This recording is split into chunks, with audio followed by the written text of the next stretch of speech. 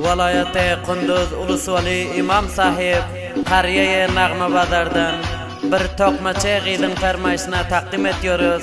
Hayt bayramda menin göwnüm kemine, gidenin köp vakt boldu, oğlan yarım kaçan gelecek diye şair Abdülhalik Mestana telefon arkalı yürek derdini izhar edip buyruk verip yazdıran şiiri Necibullah Hoştil'in hemkarlığı bilen Besir Tağan'ın avazında icra olmakta. Dinlep lezzet alınlar.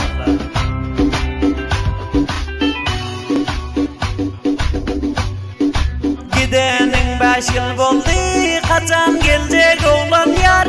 Sen yoluna gözleyip bulup yürün intizar. Seni bir var görmesem yoktur mende hiç karar. Roza hayt yetip geldi, kaçan gelecek oğlan yar.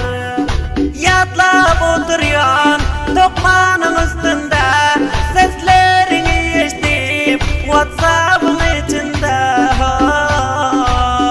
Hayt hem geldi yetip gelecek dertmisen, gözlerim yolunda intizar yürünmen.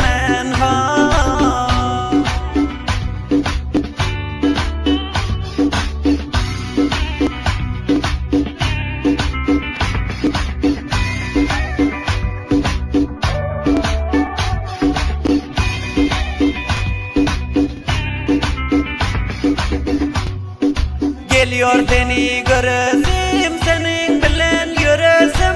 Vatanına oğlan yar, gelen yok mu gelesin. Hayt bayramda bolyondur menin göwnüm kemine. Ahım sığmaz ağlayıp menin royu zemine. Yatlap oturuyan tokmanın üstünde, seslerini eşitip WhatsApp'ın içinde. Gelecek gelmesen, gözlerim yolunda intizar yürünmen.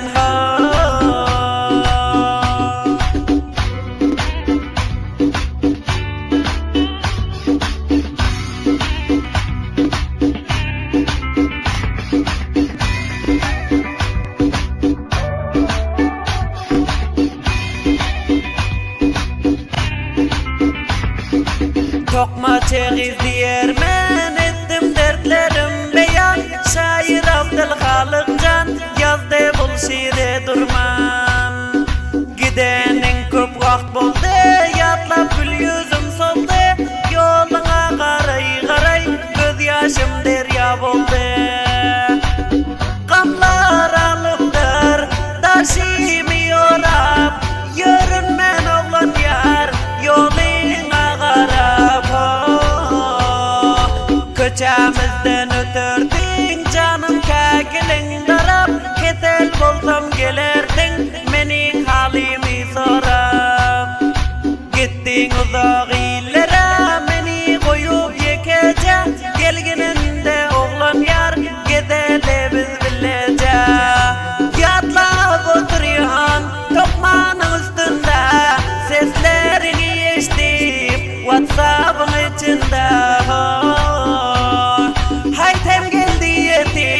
Gelecek dertmisen, gözlerim yolunda intizar yürünmen.